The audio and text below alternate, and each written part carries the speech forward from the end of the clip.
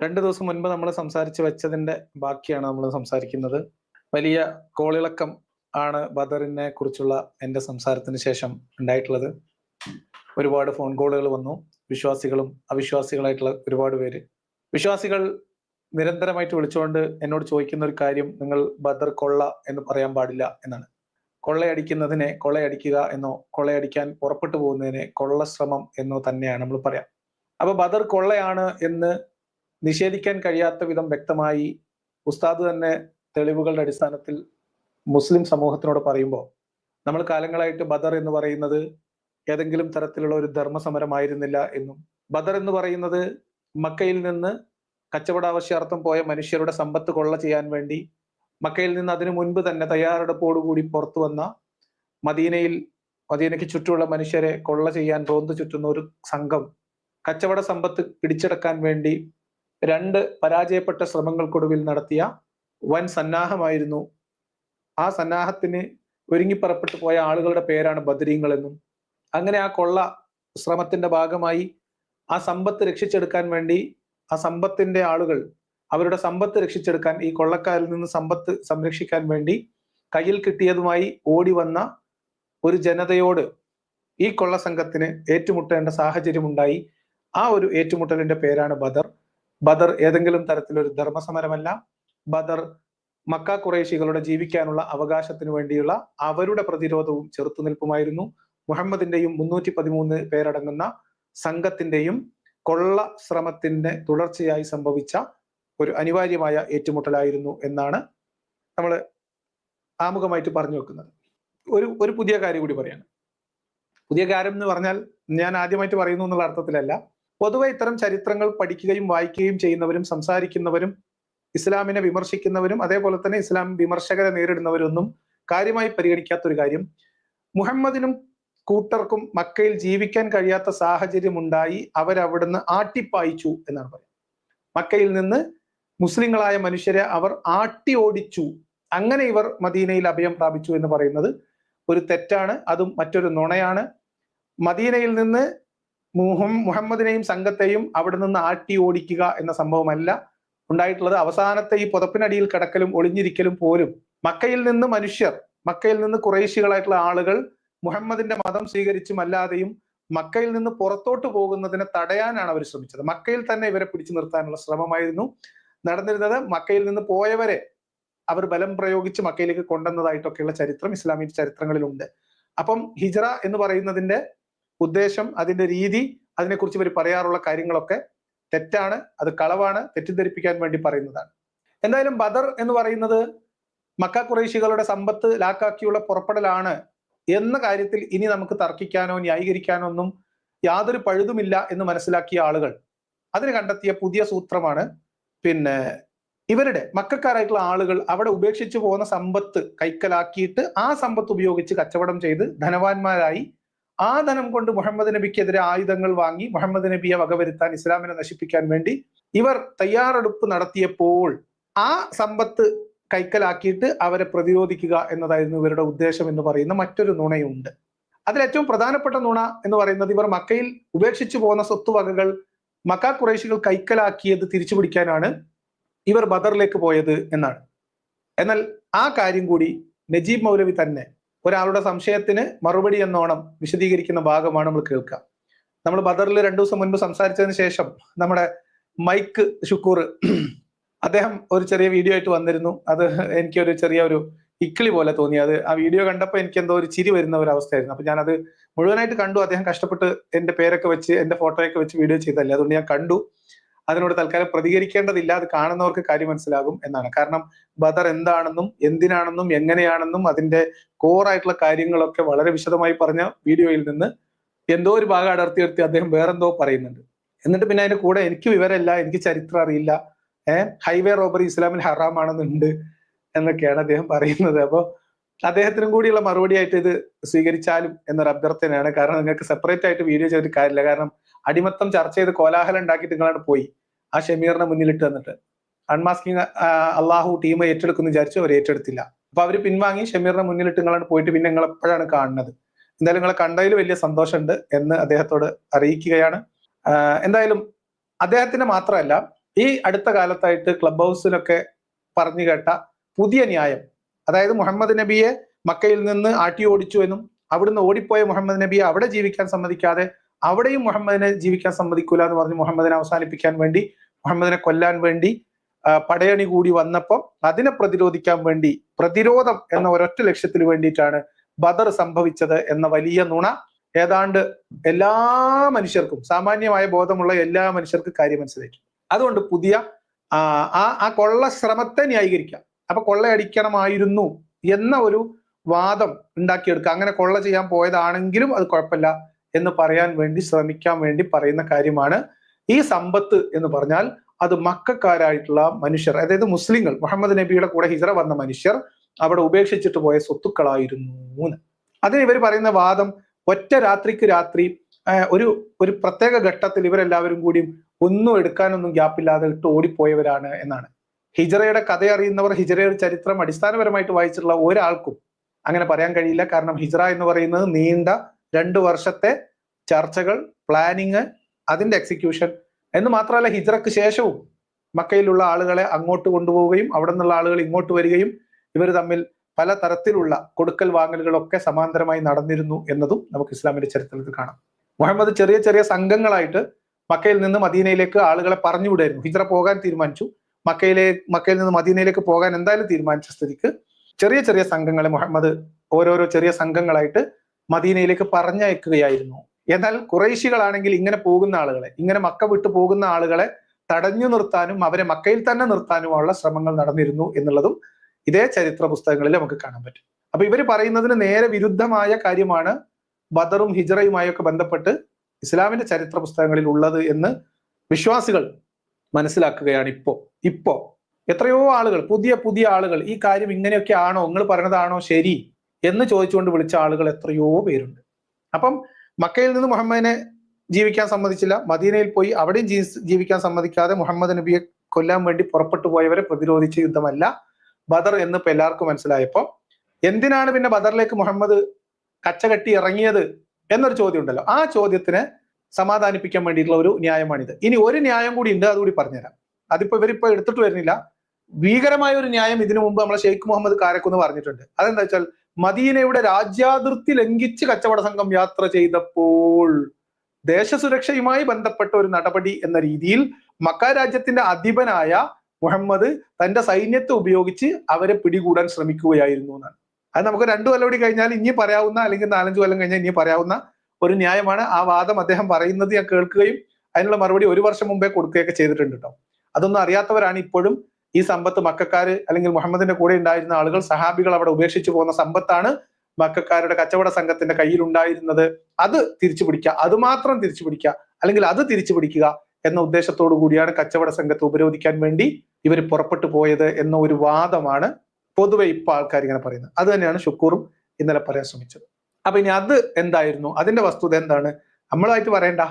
നജീബ് മൗലവി പിന്നെ എല്ലാം സത്യമായിട്ട് തുറന്നു പറയാൻ തന്നെയാണ് തീരുമാനിച്ചിട്ടുള്ളത്. ബദർ യുദ്ധത്തിൽ മക്കയിലുള്ള സാധുക്കളായ ആളുകളെ ഭീഷണിപ്പെടുത്തി മക്ക മുശ്രിക്കുകൾ പിടിച്ചെടുത്തു വിൽക്കുകയും നശിപ്പിക്കുകയും ചെയ്ത സ്വത്ത് തിരിച്ചു വാങ്ങി എന്നല്ലാതെ ഒരു മുതലും പിടിച്ചെടുത്തിട്ടില്ല.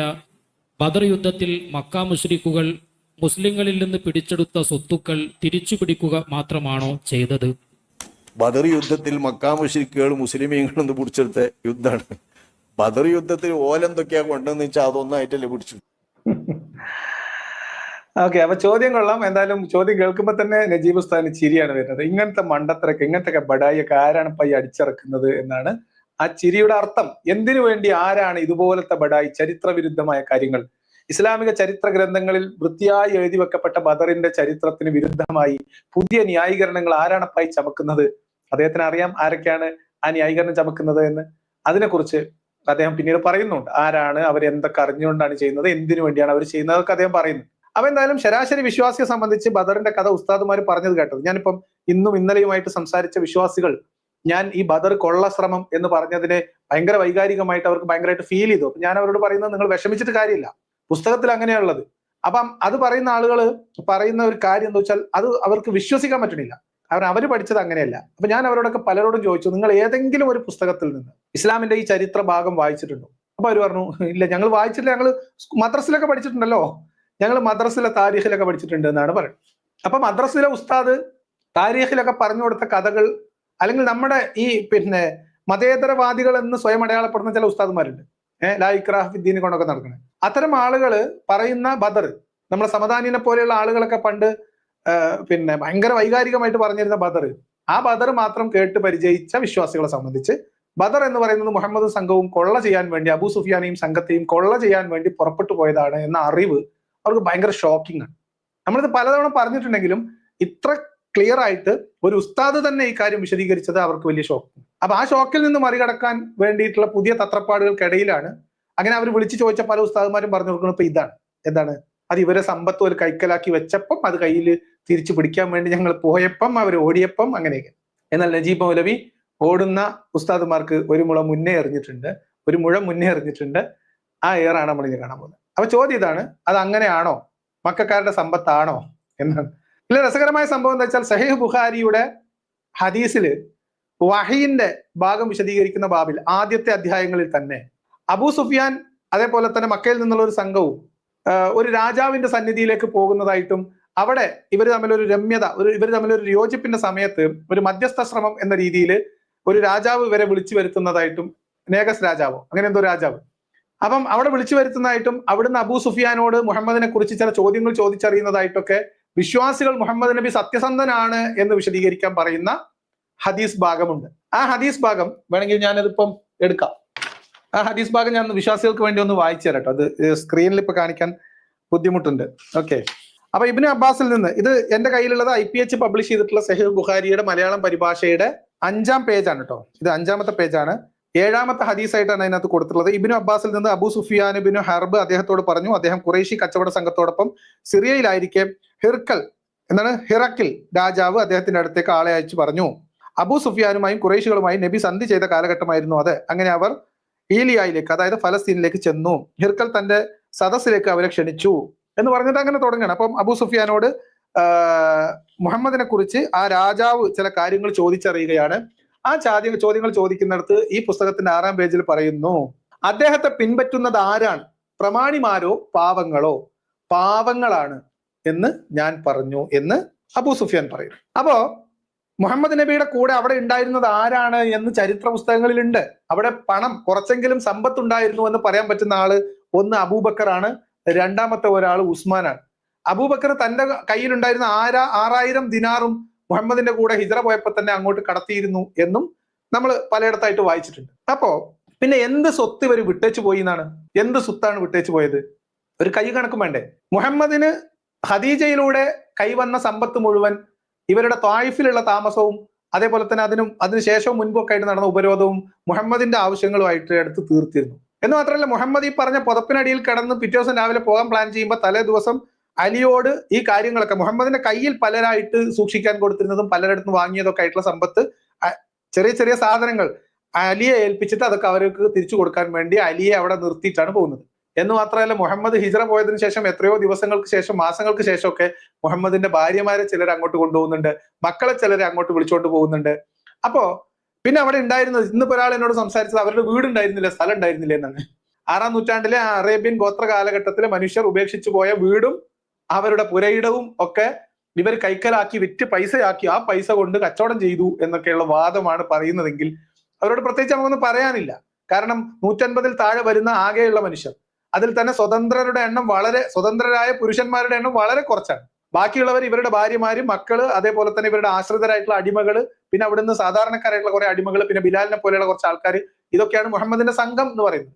അപ്പൊ ഇത് 10,000-ലധികം വരുന്ന അന്നത്തെ മക്ക ഖുറൈശികളുടെ ജനസംഖ്യയുമായി ബന്ധപ്പെടുത്തി അതിൽ 100 പേര് അവിടുന്ന് ഇട്ടേച്ച് പോയി കഴിഞ്ഞാൽ അത് ഈ പോകുന്ന ഈ സംഘമാണെങ്കിൽ അവരവിടെ ഉപേക്ഷിച്ചു പോയി എന്ന് പറയപ്പെടുന്ന സമ്പത്തിന്റെ കണക്കെന്താണ്? ഇനി ഈ പോയ ആളുകൾ ഇപ്പൊ അൻസാറുകളുടെ അടുത്ത് അവിടെ എത്തിയതിനു ശേഷം ഏതൊക്കെ അൻസാറുകൾക്ക് എന്തൊക്കെ സ്വത്തുണ്ടായിരുന്നു എന്നും അവരെന്തൊക്കെ ആർക്കൊക്കെ എങ്ങനെയൊക്കെ വീതം വെച്ചു എന്നുള്ളതിനൊക്കെ കണക്ക് നിങ്ങൾക്ക് ഹദീസിൽ കാണാൻ പറ്റും, ചരിത്രത്തിൽ കാണാൻ പറ്റും. എന്നാൽ മുഹമ്മദിന്റെ കൂടെ മക്കയിൽ നിന്ന് മദീനയിലേക്ക് പോയ സമയത്ത് അവിടെ ആരുടെയൊക്കെ എന്തൊക്കെ സമ്പത്താണ് ഉണ്ടായിരുന്നത്, ആർക്കൊക്കെ എന്തൊക്കെ സമ്പത്ത് ബാക്കി ഉണ്ടായിരുന്നു, അതിലെന്തൊക്കെ ഹിജ്റ പോയപ്പോ കൊണ്ടുപോയി, ഏതൊക്കെ പിന്നീട് കൊണ്ടുപോയി, എന്തൊക്കെയാണ് അവരവിടെ ഇട്ടിട്ട് പോയത്, അതിൽ എന്തൊക്കെ ആരൊക്കെ എടുത്തു എന്നതിനെ കുറിച്ചൊന്നും ഒരു തുരുമ്പും ചരിത്ര പുസ്തകങ്ങളിൽ ഇല്ല. ഈ കൊള്ളയെ ന്യായീകരിക്കാൻ വേണ്ടി ജനറൽ ആയിട്ട് വെറുതെ തൊള്ളപ്പുട്ട് പറഞ്ഞു പോവാ, ഇവർ ഉപേക്ഷിച്ച സമ്പത്തൊക്കെ അവർ കൈക്കലാക്കി, ഈ ഒരു ബഡായി സ്റ്റേറ്റ്മെന്റിന് അപ്പുറത്തേക്ക് ഒരു തെളിവ് ഞാൻ കണ്ടിട്ടില്ല കേട്ടോ. ഇനി തെളിവില്ല എന്നൊന്നും ഞാൻ പറയുന്നില്ല. തെളിവുണ്ടെങ്കിൽ നിങ്ങൾ കൊണ്ടുവന്നോളെ, നമുക്ക് പരിശോധിക്കാം. തെളിവുണ്ടെങ്കിൽ ആരൊക്കെ എന്തൊക്കെയാണ് ഇട്ടിട്ട് പോയതെന്നും അത് ആരൊക്കെയാണ് കൈക്കലാക്കിയതെന്നും നമുക്ക് തെളിവ് കിട്ടിയാൽ അത് അംഗീകരിക്കാം, അത് പറയുകയും ചെയ്യാം.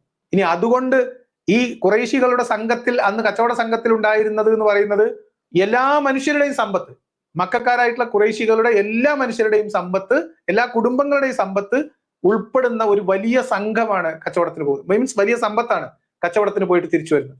അപ്പൊ ഈ 100 പേരിൽ 10 20 ആളുടെ എന്തെങ്കിലും വല്ല നിക്കറിന്റെ അവശിഷ്ടമോ അല്ലെങ്കിൽ ഏതെങ്കിലും ഒരു തുകൽ ചെരുപ്പിന്റെ വള്ളിയോ ഏതെങ്കിലും ഒരു എന്താ പറയാ മെതിയടിയുടെ മൊട്ടോ ഒക്കെ അവിടെ ഇട്ടിട്ട് പോയിട്ടുണ്ടെങ്കിൽ അതെടുത്ത് വിറ്റിട്ടാണ് ഇവർ സംഘം കച്ചവടത്തിന് പോയത്. അത് വെച്ചിട്ടാണ് മക്ക ഖുറൈശികളൊക്കെ സമ്പന്നരായതെന്നൊക്കെ പറഞ്ഞാൽ അത് വിഴുങ്ങാനെങ്കിൽ എന്ത് വലിയ വിവരക്കേട് വേണമെന്ന് ആലോചിച്ചു. അപ്പൊ അത് പോട്ടെ, കോമൺ സെൻസിന്റെ പ്രശ്നമാണ്. നമ്മളെ ബാസിൽ പറഞ്ഞ മാതിരി കോമൺ സെൻസ് ഓഫ് ചെയ്ത് വെച്ചതിന്റെ പ്രശ്നം. അപ്പൊ ഇതുകൊണ്ടൊന്നും ന്യായം നിൽക്കൂല. എങ്കിലും ഇനി ഇവരുടെ വാദത്തിന് വേണ്ടി അവർ അങ്ങനെ ആശ്വസിക്കുകയാണെങ്കിൽ നജീബ് മൗലവി ആ വിഷയത്തിൽ എന്താ പറയുന്നത് അത് നമുക്ക് നോക്കാം. ഒനീമത്ത് സ്വത്ത് എന്ന് പറഞ്ഞാല് അങ്ങനെ ഒരു സ്വത്ത് തന്നെയല്ലേ. ഇനി ഫിഖഹിന്റെ ബാബിൽ ഫുള്ളായിട്ട് ഒനീമത്ത് ഫൈ എന്ന് പറഞ്ഞിട്ട് 2 സ്വത്തുക്കളില്ലേ? ഇല്ലേ? ഇത് വിശ്വാസികൾ ആലോചിക്കണം. ഫിഖഹിന്റെ ബാബിൽ മുഴുവൻ ഗനീമത്ത് എന്നും ഫൈഹ് എന്ന് പറഞ്ഞിട്ട് 2 സ്വത്തുക്കളില്ലേ? ഉണ്ട്. അപ്പൊ എന്താണ് ഗനീമത്ത്, എന്താണ് ഫൈഹ്? ഇത് 2 ഉസ്താദ് നമുക്ക് ഇനി വിശദീകരിച്ചു തരും. നല്ല കേട്ടോളി വിശ്വാസികൾ. മുസ്ലിം സേന ചെല്ലുമ്പോഴേക്ക് പേടിച്ചും കൊണ്ട് ശത്രുക്കൾ ഒഴിഞ്ഞു പോവുകയും ശത്രുക്കൾ ആ നാട് വിട്ടു പോവുകയോ അല്ലെങ്കിൽ വന്ന സ്ഥലം വിട്ടു പോവുകയോ സ്വത്തുക്കൾ ഇട്ടു പോവുകയോ ചെയ്താൽ പോരാട്ടമില്ലാതെ പിടിച്ചെടുത്ത അതിന്റെ പേരാ ഫൈഹ്. പോരാട്ടത്തിൽ പിടിച്ചെടുക്കുന്ന സ്വത്തിന്റെ പേരാ ഒനീമത്ത്. അതാണ്. അപ്പൊ പോരാട്ടമില്ലാതെ, അതായത് മുഹമ്മദ് സംഘവും വരുന്നുണ്ട് എന്ന് പറഞ്ഞ് ജീവനും കൊണ്ട് ആരെങ്കിലും ഇട്ടിട്ട് ഓടിപ്പോയാൽ ആലോചിച്ച് നോക്കണം. ആരപ്പത് പറയണതറിയോ?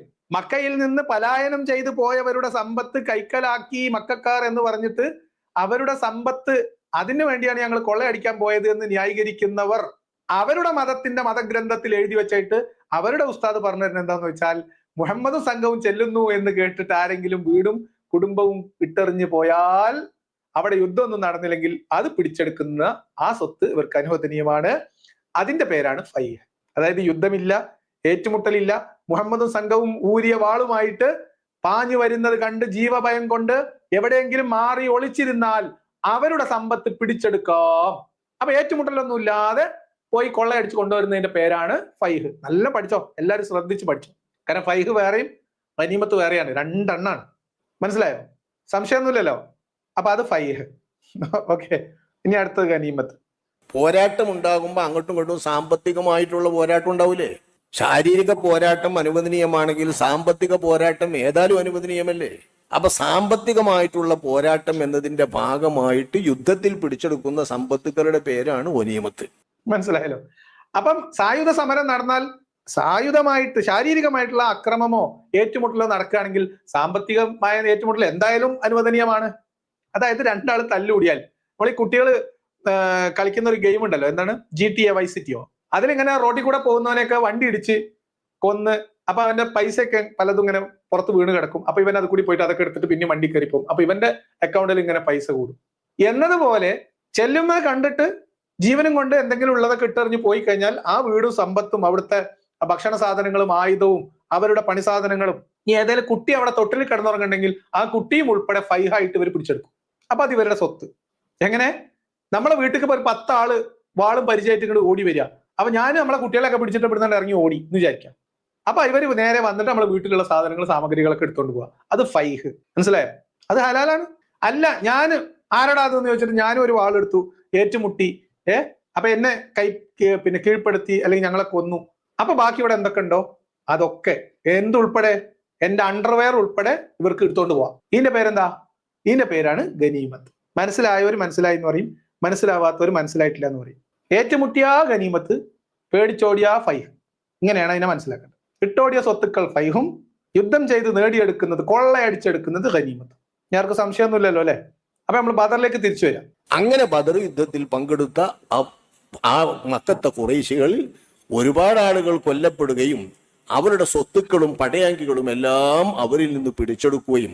എന്തൊക്കെ കച്ചവട സംഘം അപ്പുറത്തൂടെ പോയി, പിന്നെ യുദ്ധം ചെയ്യാൻ വന്നവന്റെ അണ്ടർവെയർ വരെ കൊന്നവന് സ്വന്തം.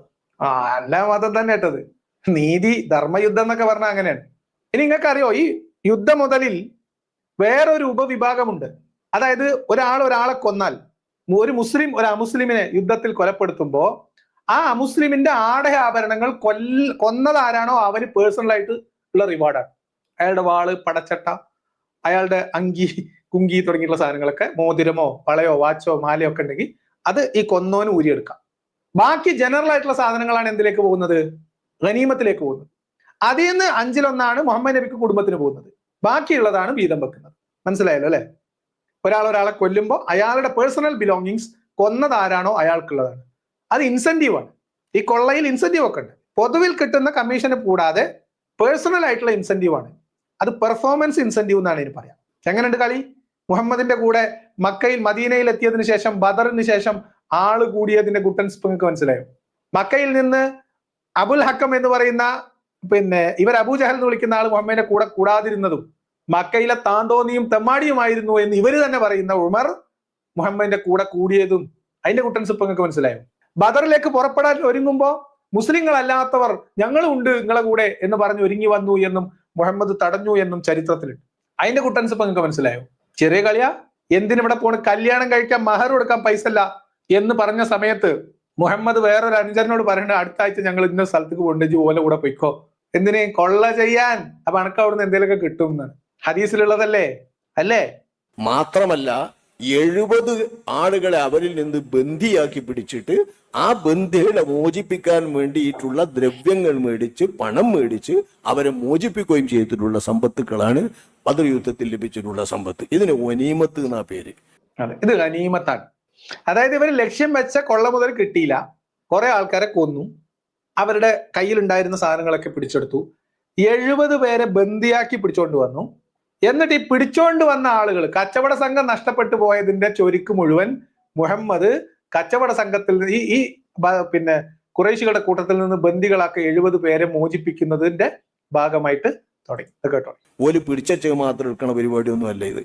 ഒനീമത്ത് എന്ന ഒന്നുണ്ട്. യുദ്ധം ഉണ്ടായ ഒനീമത്ത് എന്നുമുണ്ട്. ഇനിയും ഉണ്ടായ ഇനിയും ഉണ്ടാവും ഒനീമത്ത്. അതായത് അടിമത്തം പോലെയാണ്. ഇന്നലെ ഉണ്ടായിരുന്നു എന്നല്ല, ഇന്നുണ്ടായ ഇന്നും ഉണ്ട്, നാളെ ഉണ്ടായ നാളെ ഉണ്ടാവും. അത് ശരി. അല്ലാതെ ഇപ്പൊ ബദറിന്റെ മക്കയിൽ ഉപേക്ഷിച്ചു പോയ സാധനം അവർ കൈക്കലാക്കാൻ പോയതിനെ ഗനീമത്ത് എന്നല്ല പറയാം. അത് വേറെ സാധനം. അഷ്റഫുൽ ഖൽഖ് സ്വല്ലല്ലാഹു അലൈഹി വസല്ലമ തങ്ങളുടെ ഉമ്മത്തിന് മാത്രം പ്രത്യേകമായിട്ടുള്ള 5 കാര്യങ്ങളിൽ വളരെ പ്രത്യേകമായ ഒരു കാര്യമാണ് ഉഹില്ലത്തിൽ വനായിമു. ഒനീമത്ത് സ്വത്തുക്കൾ പിടിക്കാനും ഒനീമത്ത് സ്വത്തുക്കൾ ഉപയോഗിക്കാനും അത് അതിന്റെ നിയമം പോലെ വിഹിതം വെക്കാനും എനിക്ക് അനുവദനീയമാക്കപ്പെട്ടിട്ടുണ്ട്. വലം യഹില്ലലി അഹദിൻ ഖബലി, എന്റെ മുമ്പ് ഒരാൾക്കും അത് അനുവദനീയമായിരുന്നില്ല എന്ന് അഷ്റഫുൽ ഖൽഖ് സ്വല്ലല്ലാഹു അലൈഹി വസല്ലമ തങ്ങളുടെ ഹദീസ് പ്രസിദ്ധമാണ്. അടിപൊളി, നല്ല ഹദീസ് അത്.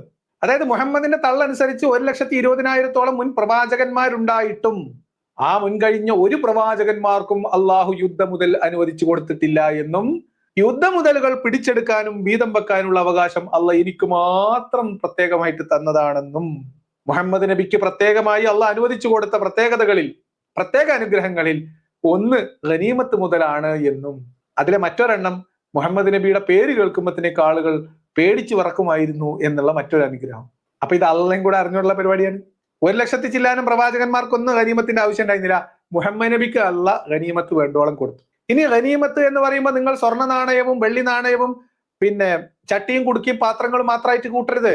അതിൽ പിഞ്ചു കുഞ്ഞുങ്ങൾ ഗനീമത്തിൽ വരും, സ്ത്രീകൾ ഗനീമത്തിൽ വരും, കുട്ടികളും സ്ത്രീകളും ഉൾപ്പെടെയുള്ള മനുഷ്യരെ പോലും ഇവർ യുദ്ധമുതൽ എന്ന പേരിൽ ഗനീമത്ത് എന്ന പേരിൽ പിടിച്ചെടുക്കുകയും ഓഹരി വെക്കുകയും ചന്തയിൽ കൊണ്ടുപോയി വിൽക്കാവുന്ന തരത്തിൽ അടിമകളാക്കി മാറ്റപ്പെടുകയും ചെയ്തിരുന്നു. ചിലർ പറയില്ലേ അടിമത്തം, യുദ്ധത്തടവുകാരുള്ളൂ, അടിമത്തല്ലാന്ന്. ഗനീമത്തിന്റെ ഭാഗമായിട്ടാണ് മനുഷ്യരെ പിടിച്ചത്. ഗനീമത്തിന്റെ ഭാഗമായിട്ടാണ് പിഞ്ചുകുട്ടികളെ ഓഹരി വെച്ചത്. ഇത് ഇസ്ലാമിൽ അനുവദനീയമാണ്. എന്താ ഉസ്താദ് പറഞ്ഞത്? അന്നും ഉണ്ട്, ഇന്ന് ആവശ്യം വന്ന ഇന്നും ഉണ്ടാവും, നാളെ ഉണ്ടാവും. ഉസ്താദ് പറഞ്ഞത് പച്ചയായ ദീനാണ്, ഇസ്ലാമാണ്, ചരിത്രമാണ്, തെളിവുള്ളതാണ്. ഈ ഉസ്താദിനെ തള്ളിയിട്ട് ഇങ്ങോട്ട് വരണ്ട. കാരണം ഉസ്താദ് പറയുന്നതിനൊക്കെ തെളിവ് കിതാബിലുണ്ട്. ഉസ്താദിന് കിട്ടിയില്ലെങ്കിൽ ഞാൻ അടുത്ത്. അങ്ങനെയുള്ള ഒനീമത്ത് സ്വത്തുക്കളാണ് യുദ്ധത്തിൽ പിടിച്ചെടുക്കുന്ന സ്വത്തുക്കൾ. യുദ്ധത്തിൽ നിന്ന് ലഭ്യമാകുന്ന ഫൈകളുമുണ്ട്. ഇതൊന്നും മറുപക്ഷം സമ്പത്ത് പിടിച്ചു വെച്ചിട്ടില്ലെങ്കിലും തടഞ്ഞു വെച്ചിട്ടില്ലെങ്കിലും എല്ലാം ചെയ്യാം. അപ്പൊ മക്കാരുടെ സമ്പത്ത് പിടിച്ചെടുത്തു എന്ന് തെളിവില്ലാ കഥയല്ല, അതല്ലാതെയും സാധ്യമാണ്. അതിന് അവർ തടഞ്ഞു വെക്കണം പിടിച്ചു വെക്കണം എന്നൊന്നുമില്ല.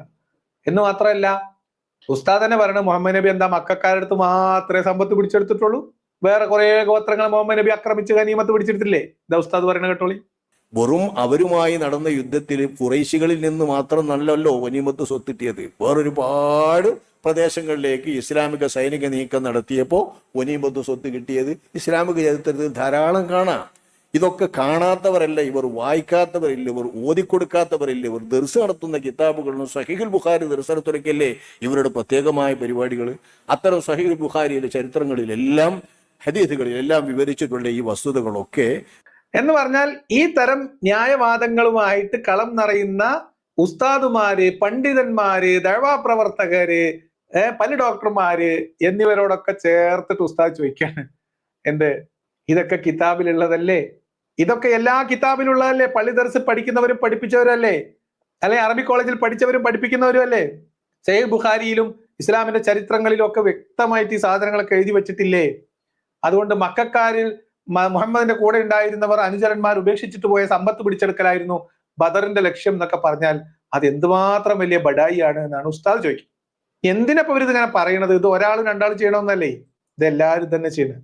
സൗകര്യപൂർവം ഈ രാജ്യത്ത് നിന്നുള്ള പ്രസംഗമാണ് എന്ന് കരുതിയിട്ട് ഇഷ്ടപ്പെട്ട രീതിയിലൊക്കെ ദുർവ്യാഖ്യാനം ചെയ്താൽ ഇസ്ലാമിക ചരിത്രത്തിന് വിഷമമുണ്ടാകും. അപ്പൊ ഇങ്ങനെ ഇപ്പോൾ നമ്മൾ ഇവിടെ നിൽക്കുന്ന കാലഘട്ടത്തിൽ ഈ നാട്ടിൽ ഈ നാട്ടുകാരോട് ഇങ്ങനെയൊക്കെ പറയാൻ പറ്റുമോ എന്നുള്ള ഒരു ചിന്തയിൽ ഇതൊക്കെ വ്യാഖ്യാനിക്കുകയും ഇങ്ങനെയൊക്കെ ദുർവ്യാഖ്യാനം ചെയ്താൽ ഇസ്ലാമിന്റെ ചരിത്രം തന്നെ വികലമായി പോകൂലേ എന്നാണ് ഉസ്താദിന്റെ. ഋഷികളിൽ നിന്ന് മാത്രം നല്ലല്ലോ ഗനീമത്ത് നീക്കം നടത്തിയപ്പോൾ ഗനീമത്ത് സ്വത്ത് കിട്ടിയത് ഇസ്ലാമിക ചരിത്രത്തിൽ ധാരാളം കാണാം. ഇതൊക്കെ കാണാത്തവരല്ല ഇവർ, വായിക്കാത്തവരില്ല ഇവർ, ഓതിക്കൊടുക്കാത്തവരില്ല ഇവർ, ദർസ് നടത്തുന്ന കിതാബുകളിലും സഹീഹുൽ ബുഖാരി ദർസനത്തുലക്കല്ലേ ഇവരുടെ പ്രത്യേകമായ പരിപാടികൾ. അത്തരം സഹീഹുൽ ബുഖാരിയിലെ ചരിത്രങ്ങളിലെല്ലാം ഹദീസുകളിലെല്ലാം വിവരിച്ചിട്ടുള്ള ഈ വസ്തുതകളൊക്കെ സൗകര്യപൂർവം ഈ രാജ്യത്ത് നിന്നുള്ള പ്രസംഗമാണ് എന്ന് കരുതിയിട്ട് ഇഷ്ടപ്പെട്ട രീതിയിലൊക്കെ ദുർവ്യാഖ്യാനം ചെയ്താൽ ഇസ്ലാമിക ചരിത്രത്തിന് വിഷമമുണ്ടാകും. ഇസ്ലാമിന്റെ ചരിത്രത്തിനാണ് പ്രശ്നം ഉണ്ടാക്കുക. വെറുതെ വ്യാഖ്യാനിച്ചത് മാത്രമല്ല, ഇങ്ങനെ വ്യാഖ്യാനിച്ചതുകൊണ്ട് പല ഗുണമുണ്ടോ? ഇതിപ്പോ ഒരു ഉസ്താദ് വന്നൊന്ന് വ്യാഖ്യാനിച്ചു, വേറെ ഉസ്താദ് പോയി വേറെ വ്യാഖ്യാനിച്ചു, ഇതുകൊണ്ടൊന്നും ഇന്നത്തെ കാലത്ത് ഒരു കാര്യമില്ല എന്നാണ് ഉസ്താദ് പറയുന്നത്. മാത്രമല്ല യഥാർത്ഥ ചരിത്രങ്ങളൊക്കെ ആരെ ഉദ്ദേശിച്ചാണോ ഇതൊക്കെ മിനുക്കിക്കൂട്ടി പറയുന്നതെങ്കിൽ, ദുർവ്യാഖ്യാനം ചെയ്യുന്നതെങ്കിൽ അതേ കൂട്ടർക്ക് വായിക്കാനുള്ള എത്രയോ മലയാള പുസ്തകങ്ങൾ, പരിഭാഷാ പുസ്തകങ്ങൾ, അറബികളെ വെച്ചിട്ട് വായിച്ചു പഠിക്കാൻ പറ്റിയ പുസ്തകങ്ങളൊക്കെ എമ്പാടും കിട്ടുപോയി ഈ കാലത്ത്. അപ്പൊ ഈ കാലത്ത് ഇതിൻ്റെ ഒന്നും ഒരു ആവശ്യവുമില്ല. ഇനിയിപ്പോ പുതിയ ആരോപണം വരാൻ പോകുന്നത് ഇത് ഈ ഉസ്താദിനെ കൊണ്ട് ലിയാക്കത്ത് പൈസ കൊടുത്ത് പറയിപ്പിച്ചതാണ് എന്നീ കാര്യം. കാരണം വിളിക്കുന്നവരൊക്കെ ഞാൻ പൈസ കൊടുത്ത് വിളിപ്പിക്കുന്നതെന്നാ പറയുന്നത്. ഈ ഉസ്താദ് ഈ പറയുന്നതോ ഇതൊക്കെ ഞാൻ പൈസ കൊടുത്തിട്ട് ഉസ്താദിനെ കൊണ്ട് പറയിപ്പിക്കുന്നതായിരിക്കും അല്ലെ? നല്ല കഥയായി. ഇത് ഒരാൾക്ക് മാത്രമുള്ള സോക്കേടല്ല, എല്ലാ ആളുകൾക്കും സംഭവിച്ചിട്ടുള്ള ഒരു വലിയ സംഗതിയാണ്. യഥാർത്ഥത്തിൽ ശരിക്കും പഠിച്ചുകൊണ്ട് ഇസ്ലാമിന്റെ നിയമത്തെ ശരിയായ രീതിയിൽ തന്നെ അതിന്റെ രീതിയിൽ തന്നെ വ്യാഖ്യാനിക്കുകയും നിയമങ്ങളായി പറഞ്ഞു കൊടുക്കുകയുമാണ് വേണ്ടത് എന്നാണ് ഇത് സംബന്ധിച്ചുള്ള സംസാരം. അതാണ് അന്തസ് വേണമടാ അന്തസ് എന്നാണ് ഉസ്താദ് അവസാനം പറഞ്ഞത്. ഏതെങ്കിലും വിമർശകർ എന്തെങ്കിലുമൊക്കെ പറയുന്നത് കേട്ടിട്ട് ഇസ്ലാമിന്റെ ചരിത്രം വക്രീകരിച്ച് ഇന്നത്തെ കാലത്തിന് യോജിക്കുന്ന രീതിയിലുള്ള കഥകൾ ഉണ്ടാക്കുകയും ന്യായീകരിക്കുകയും ചെയ്യേണ്ട ഗതികേട് എന്താ ഞമ്മക്കുള്ളത്? നമുക്ക് ദീനിലുള്ളതുപോലെ, ഗ്രന്ഥത്തിലുള്ളതുപോലെ, ചരിത്രത്തിലുള്ളതുപോലെ സത്യസന്ധമായി പറയുകയാണ് വേണ്ടത് എന്നാണ് ഉസ്താദിന്റെ ആ കാര്യത്തിലുള്ള അഭിപ്രായം. നമ്മൾ ഇനി എന്ത് ചെയ്യും മല്ലയ്യ എന്നാണ് പല്ല് ഡോക്ടർ മൈക്ക് സെറ്റുകാരനോട് വിളിച്ച് ചോദിക്കുന്നത്. അതാണ് ഇന്നത്തെ വീഡിയോയുടെ ആകത്തുക. ഇത് പറയാൻ വേണ്ടിയിട്ടാണ്. ഇതും കൂടി ഒന്ന് പറഞ്ഞാലാണ് ആ ബദറിന്റെ ഭാഗം പൂർത്തിയാവുകയുള്ളൂ എന്നുള്ളത് കൊണ്ടാണ് നമ്മൾ ഈ ഒരു വിഷയം ഇന്നെടുത്തത്. എന്തായാലും നജീബ് മൗലവി, ഇതുകൊണ്ടൊക്കെയാണ് നജീബ് മൗലവി പണ്ട് ഖുർആൻ പരിഭാഷയുടെ പ്രത്യാഘാതം എന്ന് പറഞ്ഞൊരു വീഡിയോ ഉണ്ട്, നിങ്ങൾ കേട്ടിട്ടുണ്ടോ എന്ന് എനിക്കറിയില്ല. അത് വലിയ ദൂരവ്യാപകമായ പ്രത്യാഘാതങ്ങൾ ഉണ്ടാക്കും എന്ന് പണ്ട് കാലത്തെ സുന്നി പണ്ഡിതന്മാർ ശാഠ്യം പിടിച്ചിരുന്നു. അവർ പറഞ്ഞിരുന്നു പരിഭാഷ പാടില്ല എന്ന് പറഞ്ഞിരുന്നു. അതിന്റെ കാരണം ഇപ്പൊ നിങ്ങൾക്ക് മനസ്സിലായോ എന്ന് വെച്ചാൽ നജീബ് മൗലവി കുറച്ചാലും മുമ്പ് ഒരു വീഡിയോ ചെയ്തിട്ടുണ്ട്. ആ വീഡിയോ ഇത്തരുണത്തിൽ വളരെ പ്രസക്തമാണ്.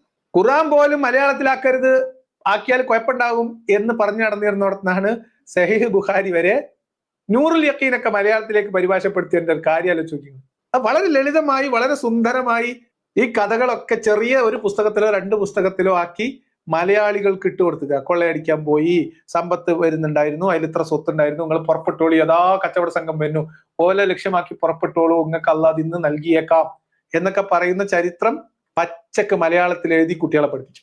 ഇപ്പൊ കുട്ടികൾ ഇതൊക്കെ വായിച്ചു. ഇതെങ്ങനെയാണ് ഇങ്ങനെയൊക്കെ മുഹമ്മദ് നബി ചെയ്യുമോ എന്ന ആൾക്കാർക്ക് ബേജാറായി. അപ്പൊ അതുകൊണ്ട് ഇതൊക്കെയാണ് കൂട്ടരെ ബദർ ബദറും ഹിജറയും ഒക്കെ നമ്മൾ കേൾക്കുന്ന ഈ ഇസ്ലാം എന്ന് പറയുന്ന രീതിയിൽ ഇസ്ലാം ഭയങ്കര സമാധാനവും ഭയങ്കര സന്തോഷവും ഭയങ്കര സോഫ്റ്റ് ആയിട്ടുള്ള ഒരു മതവും എന്നൊക്കെ പറയുന്ന രീതിയിൽ പുറത്ത് പറയുന്ന കേൾക്കുന്ന കഥകൾ മുഴുവൻ അടിസ്ഥാനരഹിതവും വസ്തുതാവിരുദ്ധവും യാഥാർത്ഥ്യത്തിന് നേർ വിപരീതവുമായിട്ടുള്ള.